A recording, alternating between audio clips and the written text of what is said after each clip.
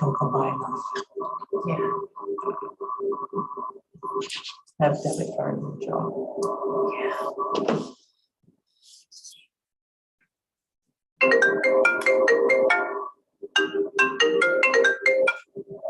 Sorry about that. Reminds me to shut mine off. All right, we're live. We are live. Good evening and welcome to our January 18th Finance Committee meeting in the year 2022. We have survived. Our call to order, I will start with Jim Lawfridge. Diane Potter.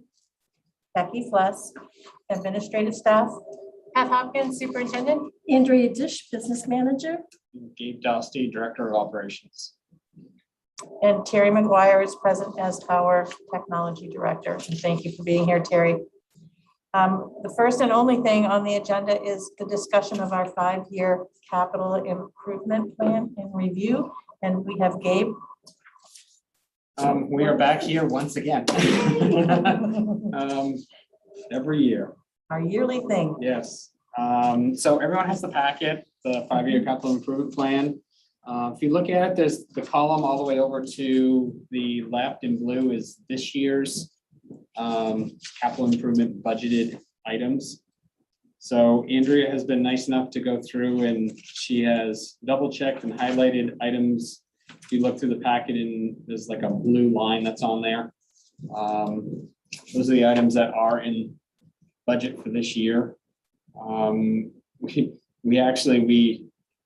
We took a lot of items out just to basically buy the budget down from last year, and we're able to use, correct me if I'm wrong, Andrea, was it carry forward our money from the previous year to do a couple roof projects that we had, some siding out at Helen Thompson.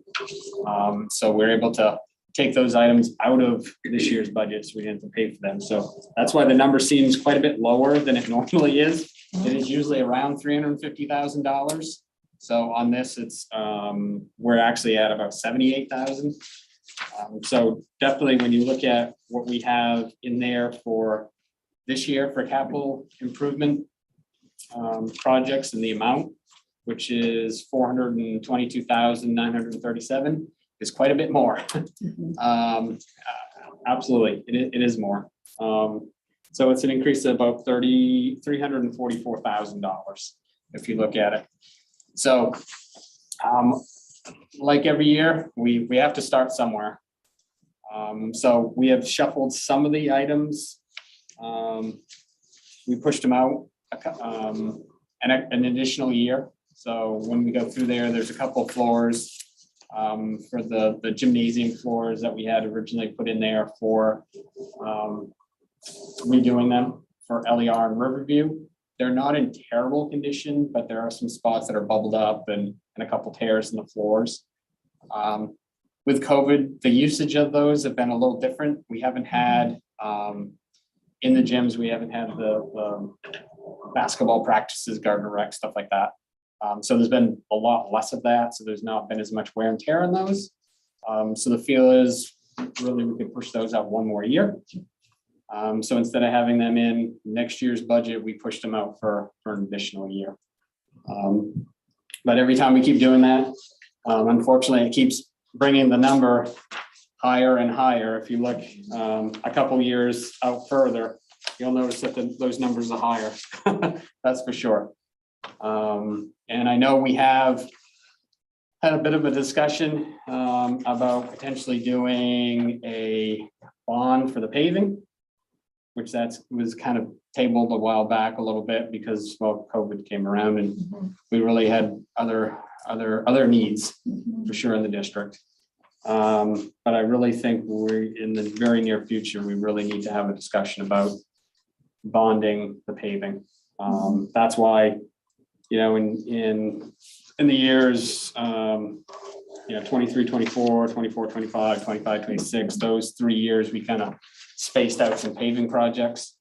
And in those 3 years, we're looking at 800,000 at least capital capital improvement number.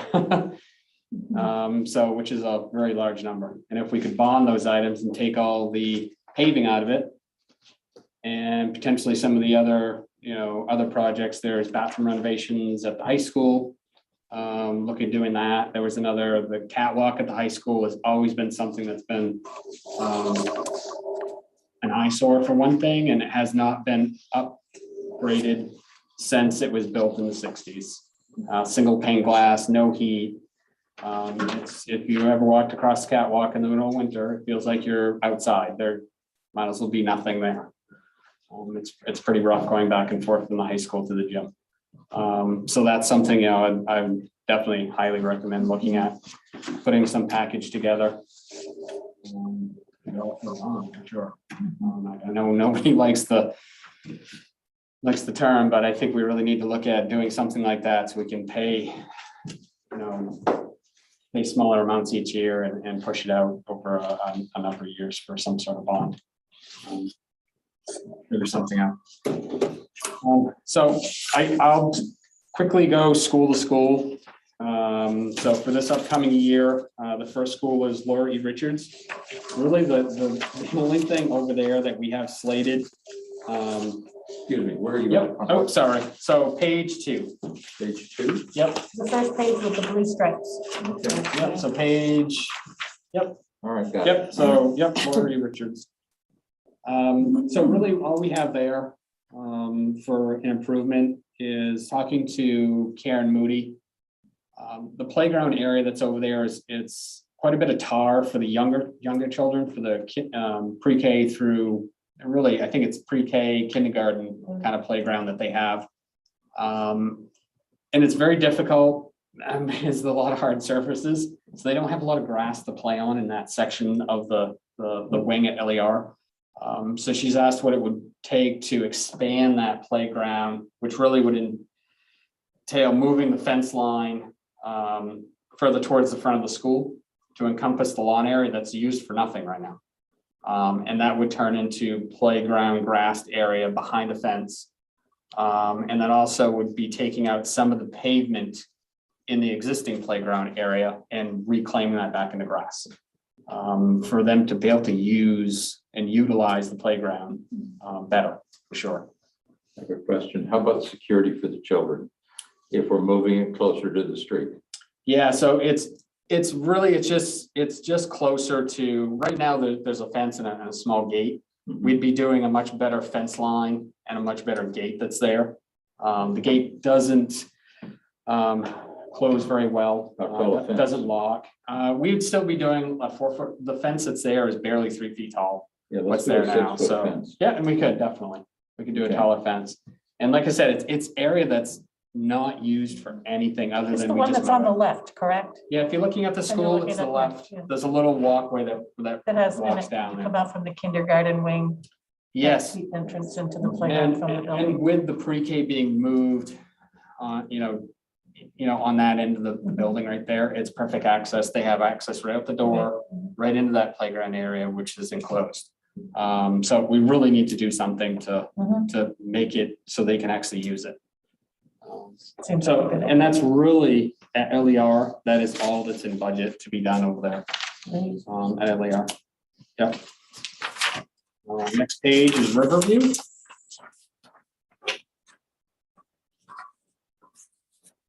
In Riverview, we've been doing flooring down there. We've been doing well. We did so the main office has new flooring in it. So this is one more section of flooring that needs to be done, and they're just small areas that haven't been touched. These are replacing the old VCT tiles that we have to put floor finish down on, and especially any of them that are in restrooms. They're really hard to maintain and clean. Usually in those areas, we'll do ceramic tiles, so that way we don't have to, there's no waxing involved. Spills, stains come up much easier. So it'd be doing those 3 areas that are listed out. And again, there's not a lot of Riverview, that's all we're doing down there. Yep. Next page, Pittston.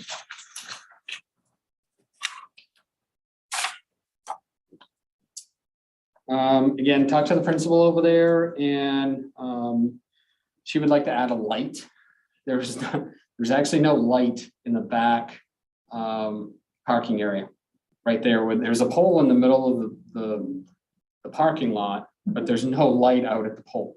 Really? So it's very dark back there. You're right. Especially teachers tend to be coming in earlier and earlier. So even at an elementary school, some of them are coming in and it's dark in the morning. So they're walking to the back door, or some of them actually walk down the walkway to the modular. The teachers that are in the modular tend to walk down the path by the playground, and it's dark, there's no light. So that would be the cost to add a light out at the pole out there. Yep, What's on the pole? Is it just a blank utility it pole? is a utility pole that's there. Really? Yep, that's all that is there. All right. Yep. And the playground drainage. That playground, everything tends to drain towards the playground at Pittston. It comes from the school, comes down across the access road and onto the playground. There's been some drainage that's been done over the years. Now with the modulars in place out there, we can hopefully do something with the drainage. We haven't been doing anything because we needed the road width to have gravel along the side of it. So we've had to actually put some gravel there instead of the wood chip. So we'd be taking the gravel out of there and then doing like a French drain around that side of the playground, and then wood chips over that French drain that's there. So yes, there's no way to stop the water coming from the building itself. There's just the structure that's there, the way it's designed, but if we can catch it before it gets further and into the playground, that's the whole hope and idea of it. That's right there. Where will it drain to? It'll just drain around, and then where the fence line is on the backside, it'll just go down that, and there's nothing back there. There's no houses on that section, nothing over there at A all. large Yeah. creek down there, not creek, but drainage goes underneath the road there. Yeah, down where the parking lot is. Yeah. Over there. This would actually be further towards the, I don't know if you're looking at towards the Dresden, going that way Okay. on that end of it. Yep. So it'll drain down and around. There is already a swale that's there from just the way the field and playground are made. So it would be following that same sort of swale. It would just be the French drain underneath That to drain it out. just seems rather, it's a good price for $3,000. There, yeah, Are there's. you gonna do it in-house or? Yeah, so that's Okay. the plan. Yep.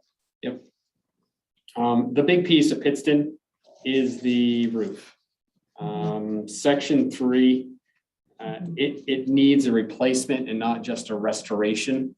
So it's already been restored. So that means it's already had all of its seams patched and sealed.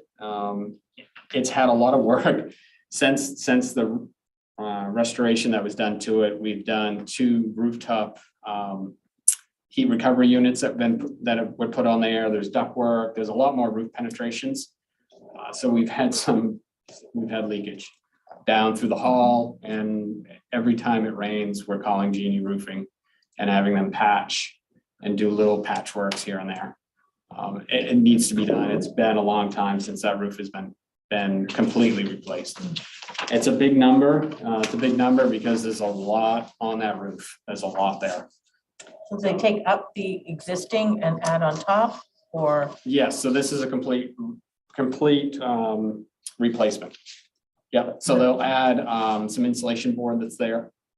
So actually, by the time you're done, you'll have more insulation that's on the roof. They'll check any spots that have moisture. They'll check the moisture. So if there is moisture, they'll fix those areas before they put any new roof So on. there's not mold or anything Yep. buried in there? Yep, so they Okay. go through and they'll do all that. So, yep. Great. So that's a big ticket item at Pittston, but it's definitely something that needs to be done. Next school is Helen Thompson. So Helen Thompson, there's a couple projects.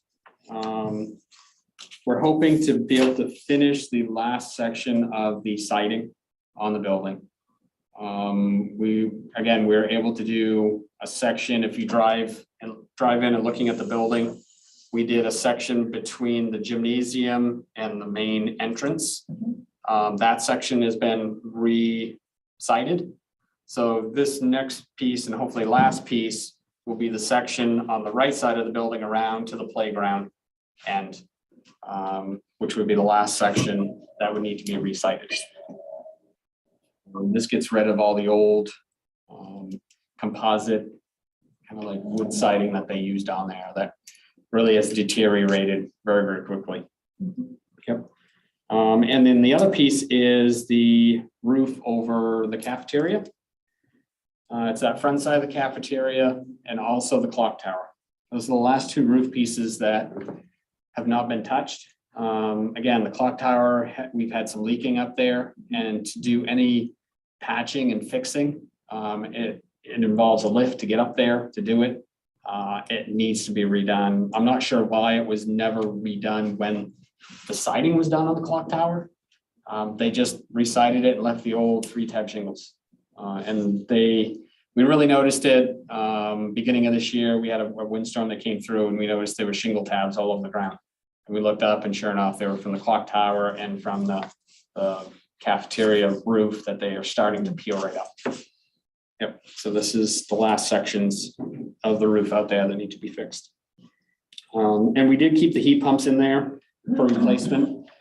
That's something that we've put in money for Easter to look at redoing the heat pumps. So yes, if we do start replacing heat pumps to the Easter, we could take out the 16.5 out of that. So we wouldn't have to worry about that.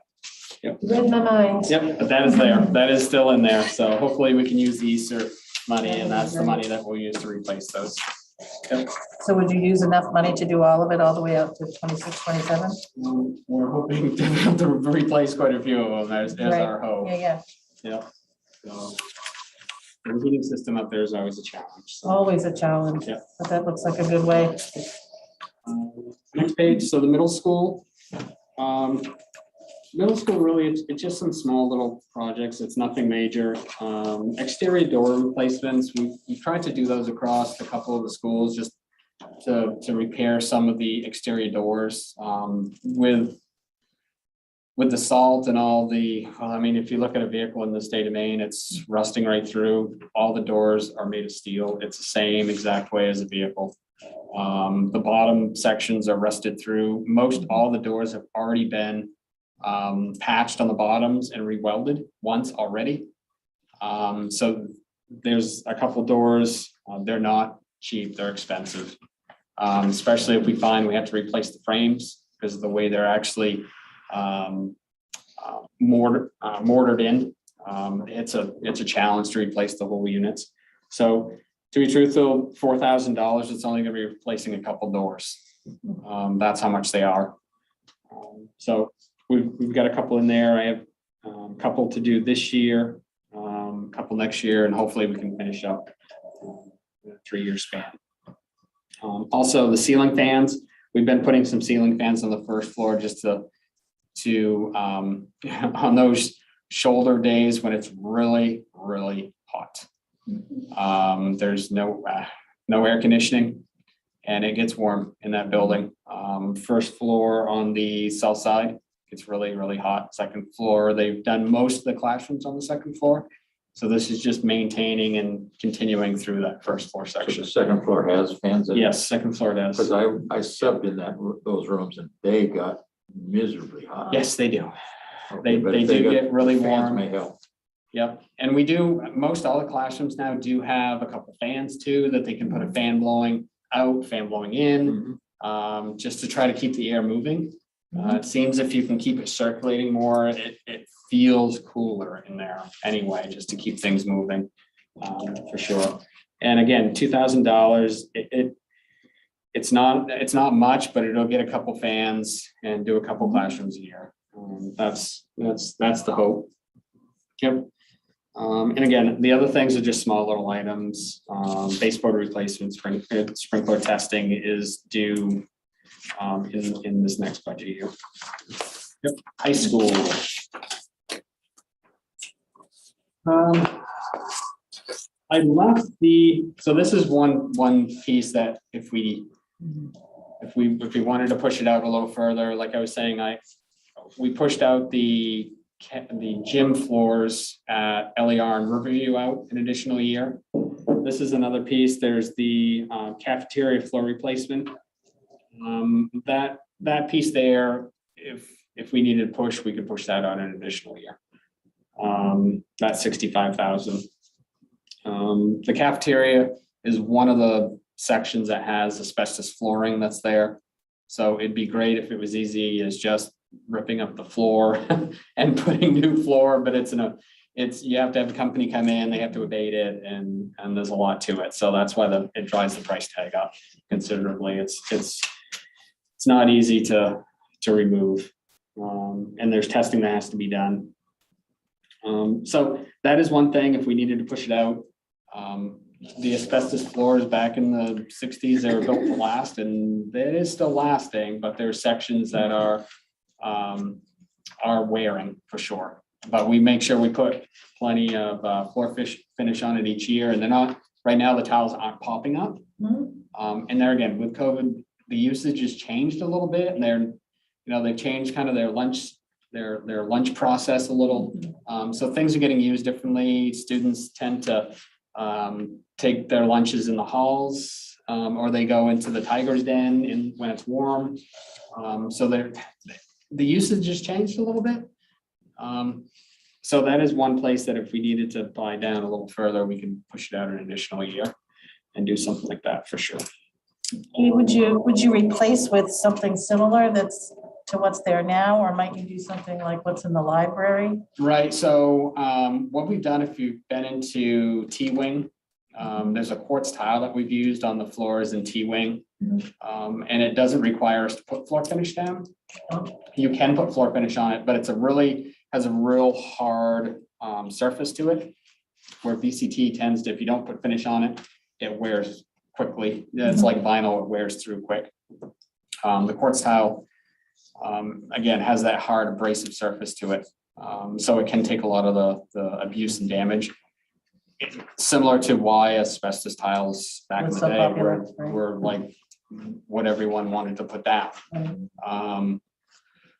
So that's what I'd recommend doing. You can do a variety of different colors. In T-Wing, for example, we just did some squares of blue, but you could almost do like a ribbon work sort of thing, or they do make it in orange. Somebody wanted orange. But I would say something just, simple. I mean, it's a big area. It is a large area. So if it gets dull, this quartz, are you able to polish it without having to? So yeah, I mean, like I said, you can put, if we notice it's really getting, especially in the areas where it's always trafficked on the sides, like I said, you can put a coat or two of floor finish on it, just like a VCT tile, and it'll help maintain that surface, and it will shine it. And it's long lasting, like it is. Yep, it's long lasting. It's got a lot better warranty than the VCT tile does, for sure. Technology. Yeah, it probably won't last, 50 years. But like I said, there's a reason why they did asbestos flooring, because it lasted long time. Long time. Absolutely. Yep, for sure. Okay. Yep. Thank you. Let's see. Actually, there's a back page to the high school.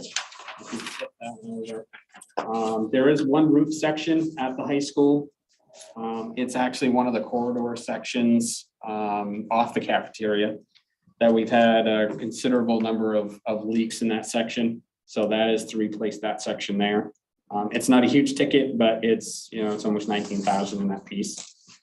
And that's really it for the high school. If you flip that over to Superintendent's Office, we rarely do much here to this building. I'm not exactly sure of the age of this building, but it's up there in years. And the roof obviously has been redone, but it is definitely at its limit. The shingles are curled. I've had numerous issues. If you walk upstairs into the main office upstairs, get to the top of the steps and the door right above there. This last couple years, we've had Genie roofing up there quite a few times, doing some patching. And they did a complete review of the roof, and it's definitely due for a re-roof. I'm not sure if I want to push this out any further. This is one that I think really needs to stay in here. I know it's not one of the schools, but it's one of our buildings in the district, and we need to keep it up and maintain it for sure. A lot happens here. A lot happens here, absolutely. So yeah, so that's 40,000 that's there. Can we fix the heat? What's that? Can we fix the heat? There's always, this room, it's hot or cold, hot or Oh, cold. that's so funny. It's always been that way. It has, and that's really it. So I said, there's not, I mean, really, when you look at it, I'm not even sure how we got to 400 and, what was it, 422,000, but it adds up quick. It does. It does. Thompson, this room, Right, Pittston, right. Randolph. When you're looking at the roofs, Yeah, roofs are expensive. roofs are expensive, no matter how you look at it. If you don't have a good roof, you don't have a good building. So roofs definitely need to be repaired. And when the roofing contractor that does all our PM work, and they're the ones I call to fix the roof, and they show me the photos, and they're like, it needs to be fixed. It's gonna keep leaking, and we're gonna have more and more issues on down the line. So. Has the cost of roofing gone up during this period of time? Like everything's kind of has its ebbs and, it's ups and downs. Yeah, Yes, right now, unfortunately, petroleum's on its way up. Yeah. So when petroleum goes up, asphalt yeah, shingles go up. right. One of the pieces, the membrane for the roof, like at the high school and Pittston, they're having a really hard time getting the material. Mhm. So it's supply and demand. And of course, there's a lot of work out there. So they need to bring in material and store it. So they've been trying to pre-buy, and we need our roofs done. And unfortunately, our budgets are only approved. I can only give them a go-ahead in the 1st of June. And we want to try to get it done July and August. So that's really, it's a very short window of time to do it in. So it's tough, but we have the proposals. We'll just do our best, and hopefully we can at least get the roofs in there. Yes, Jim. Could we get a breakdown of those items that have a life expectancy of 20 or more years?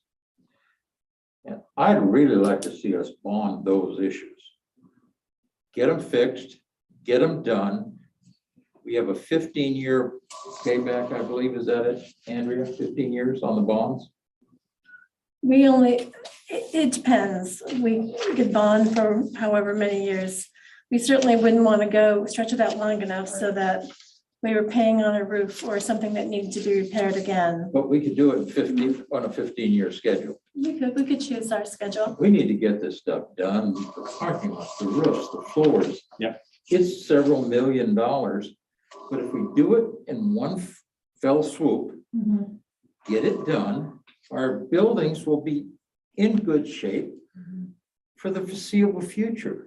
And then we'll have money to put in the classrooms. Yeah. That's what we're trying to do anyway. I mean, that way we know we're gonna have an annual payment of, let's say it's $200,000 or $300,000. I don't know, I'm just pulling the number. But we budget that, we put it in the warrants, and away we go with what needs to be done. Right. I mean, if we're running a business for profit, that's what we do. You would never take something like this and just kind of piecemeal it together. I know I certainly would have never done it on one of my buildings. You gotta fix it. And I would say, generally in this district, you've done a great job of fixing Yeah. things. You Yeah. absolutely have. Mhm. It's some of those big ticket items that can wait. The floors. Yep. The pavement, we do need to renovate the bathrooms, the restrooms at the high school. So you can live without that being done.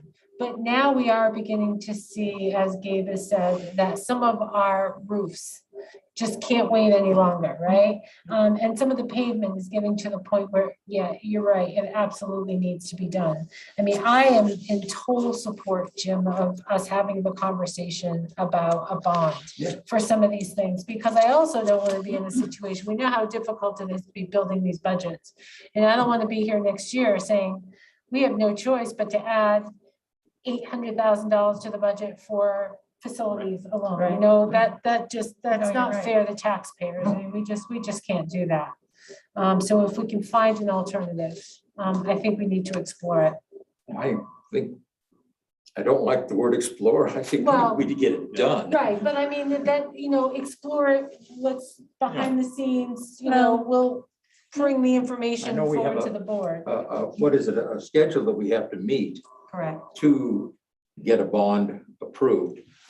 We've got all those different, we went through this, 2 years ago, and then of course COVID hit. At And least 2 that's years not ago, gonna- maybe 3 now. It wasn't about to try to take on the world at that point. I think we should also keep in mind that we've added a lot of new positions to the district that are being paid with federal monies. Yeah. And when those positions go away, staff doesn't always like the positions to go away. So I'm really afraid that if we bond as these positions are going away, that we may find ourselves in a place of having to decide between people and things.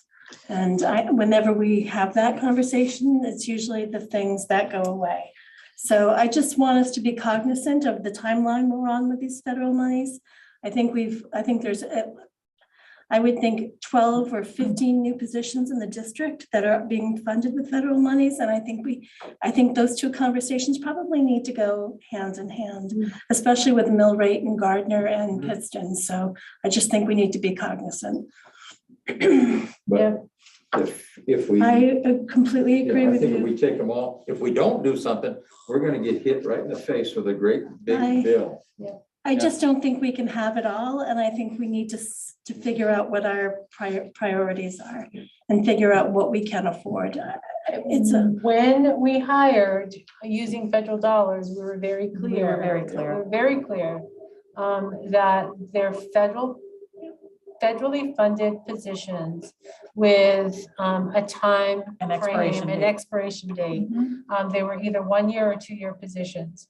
And ideally, we may want to keep some, but we just can't keep adding and not cutting somewhere else, especially if our enrollment continues to And our decline. enrollment is Completely not agree. going up, so So we need to pay attention to that. that is actually a very good lead-in. Great segue to just so the you next know. thing. While this is not on the agenda, I did provide you a spreadsheet. This is very, very, very preliminary. And I provide this to you every year. This is just looking at the current student staff ratios to help us develop our budget. So you can see what our current enrollment is, our current staffing levels, and then I project those to next year. Keeping in mind that some of the teaching positions that Andrea just mentioned are in here. Now, we have not yet fully decided where those additional teaching positions will be located. Some of them, like if you look at HT, I have the third teacher in grade 5, and that brings those class sizes down to 13, 14. That may not be where we need the person. We may find, once we receive some of our assessment data, our winter mid-year assessment data, that we have a struggling class somewhere else. And so we need to shift the location of some of those individuals. That work hasn't been done yet. We're waiting for the data to come out, but that is certainly something that we are looking at. As you glance to the back page, you will see overall. So as of right now, the projection is to see a decline of only 8 students in the district. So we shall see what actually happens. I will continually update this through the budget process. And of course, at this point, we do not yet know what our kindergarten numbers will look like. That's just a projection, and we're not certain what our pre-K numbers will look like, so.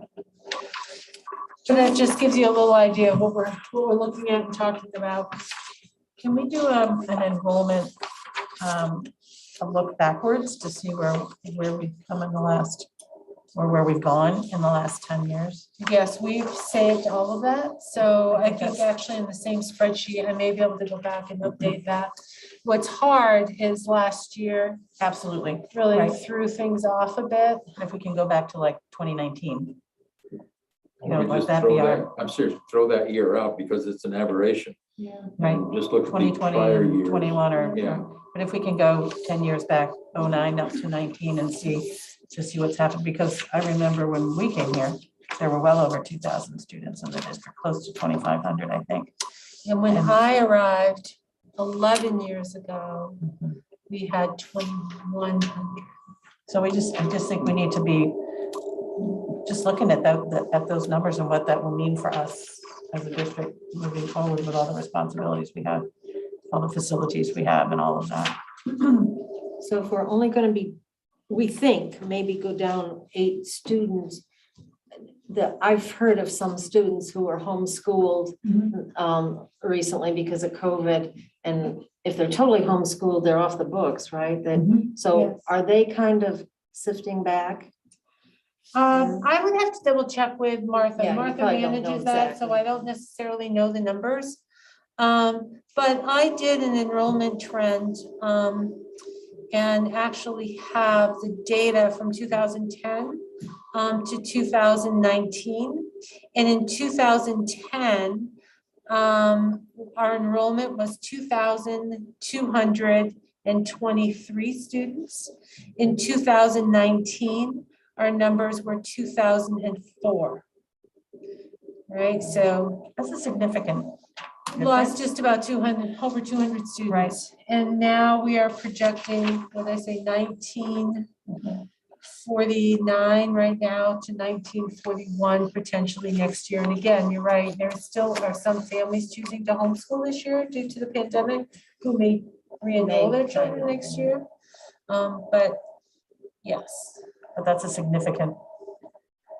If it's Part of 300 down, and $9,000 a student or whatever the per student cost is, that's And just we a lot have of money. reduced a significant number of positions What's that? over the years to Right. correspond with the decline in our enrollment. Mhm. The biggest decline was 2010, 11, and 12. By the time we hit 2013, we were just around, well, 2,100. So at that, but we had lost quite a few between 10, 11, and 12, you know, from 22, 23, all the way down to 2099. And our elementary bumps don't seem to be there, right? In the same way that they were in a second, Jim. Our elementary actually went from 1,077 down to 944. Yeah. Our middle school was at 488, they're down to 438. Our high school was at 658, and in 2019, they were at 622. Now, last year, our high school was up to 640 something. We had influx of students last year. Now, maybe we were at, oh, I don't have it right in front of me. But we had an influx of students from area schools that paid tuition. So we had quite a few students from RSU 12 rather, which bumped up our enrollment. So Jim, you had a question? Yeah, well, I've comment, just part of it is a reflection of our aging population. Right. You know, 20 years ago, those adults that had children in high school are now grandparents sitting here like myself, and I certainly don't have any kids in school, so, Right. and their kids more often than not have moved out away. We keep some of the kids here, but we don't keep them all. And it's become It's getting almost tougher. almost as expensive to live here as it is in southern Maine.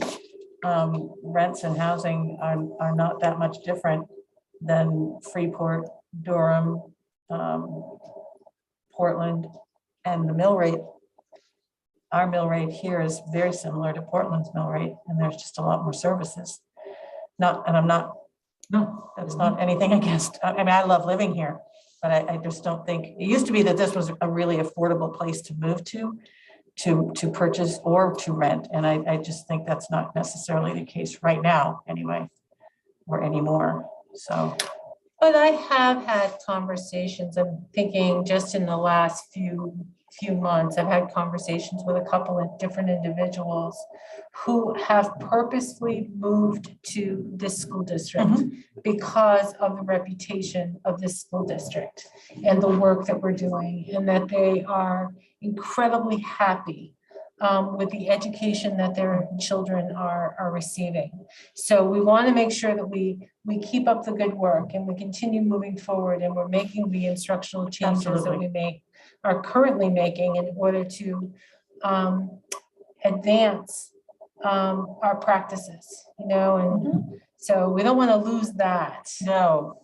at all. I'm proud of the work that we've done, the work that our staff does. They're just amazing. So I've just enjoyed the curriculum committee so much. It's just so beautiful to hear. Yep. The whole there's philosophy. so much good and work what- happening behind the scenes. There's There so much really good, is. no, there really is, just a lot of good stuff. Yeah. When I was on the board before, I always remember somebody saying, how come Dresden sends kids past us up there, you know, to RSU two? And I don't know what you do. I don't know if there's talking going or anything, but I know Richmond now is on its own, isn't it? Not yet. No, Not they did yet. We're not. trying to be, That did not pass. And that's it's very expensive to do that. So You Yes. decide you're gonna step away from your RSU, and when the RSUs were formed, we were, when the reconfiguration happened, there was conversation, and we visited with Oak Hill, Oak Hill, we visited with Augusta, which clearly wouldn't have worked now that I understand the municipality versus the RSU. But part of it for us was debt service. Other places had just a bunch more debt service than we had, and we were unwilling to Take that on. take that on. And I think RSU I think our reputation preceded us when the RSU conversation happened. So, And yeah, Becky's right. So when the state was trying to force collaborations or RSUs, everyone looked at potential dancing partners. And whenever you got together to look at the financials and what would happen to the tax base, there was always a winner and a loser. So nobody wanted to be a loser. So, and Becky's right, we had reached out to several area communities, and it resulted in a tax shift, if not in our direction, in their direction, where their tax base would pay a substantial increase. So everyone was trying to be very cognizant. It just so happened that RSU 2 and Richmond Dresden found partners that apparently they could live with the shift in the tax base. So that's how they happened to hop That's over how it us. But came we were about. all entertaining conversations with other school districts at that time and looking at what the shift in financials and what the tax base would be. And it was very interesting to see who was partnering with who. oh, and Monmouth is in there also, so it's Mhm. almost like Yeah. RSU 2 just drew a great big circle around us, which has, Yeah. and we were allowed to stand alone. I think they Once were all was afraid said of and being swallowed, so the smaller districts Yeah. tried to partner together Together. to create a larger district. Mhm. So, yeah, it was an interesting time. And it has its challenges because it's a bunch of small communities that are not necessarily geographically close together. So it really makes for a lot of, needs to make for a lot of really good communication and conversation together. I think that's a struggle anywhere, the communication part. So Interesting times. it's all very interesting. We've seen a lot. Yeah. Yeah, we have. The only other thing for finance that I can think of is the ED 279s literally were just released. Oh, We they have were. not had time to really process them yet. and analyze them, yeah, at like 5:05, 5:10, That's early. received a Isn't that message. early? That is very early. By Wow. law, they're supposed to have them to school districts no later than February 1st. Not that we all. Not that we ever See get them by that. February 1st. Right. But the Department of Education has worked very hard to try to get them in the hands of Oh, schools. that's wonderful. Knowing how important it is for us to have that information. So it looks like we'll see a little bit of an increase in our subsidy. But I guess I would wait until Andrea has a chance to really go through it to make sure, but it's looking like we'll receive a little bit more, which is good news. There'll be a yin and a yang. Yeah, absolutely, absolutely. Yours are always better than less. That's We'll be great, able to right? Go over it at our next meeting. Yes, oh, absolutely. Good. Yeah, I mean, if it had arrived yesterday, we probably, or Friday, we could have done it Yeah. tonight, No, but, that's- I'm not pushing. Yeah. but yeah, we'll definitely have it for the next. But the meeting. more time we have to study it and look at it and familiarize ourselves with all the new board members, the better. Because we have another new board member coming next month. Yes, Christopher McLaughlin has been appointed by Wes Gardner to fill Patrick's seat until their election in April. So. Yep. That's all we have. That's all we have. Goodness sakes, shouldn't we stay longer? There'll be plenty of those in There'll be March. plenty of late nights, plenty of late nights. Well, thank you all for coming. Thank you to the public for watching. And we are adjourned at 6:23. Great, thank you. Well, thank you.